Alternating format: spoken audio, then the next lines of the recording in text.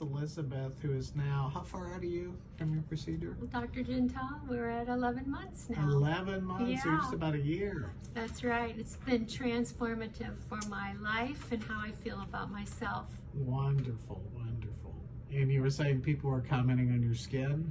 Well, they really are. Just Yeah. out of the blue, how beautiful my skin is. They're Yeah. not saying, anything false. They're just making such natural comments about it. And you had some laxity in your jowls and neck, all of which have been Oh, yes. resolved. And my eyes were looking Yeah. so sad. But you look like you.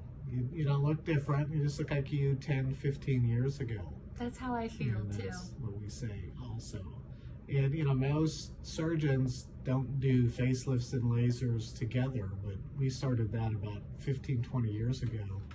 So it's nice you have only one recovery and then Oh, you're yeah. done.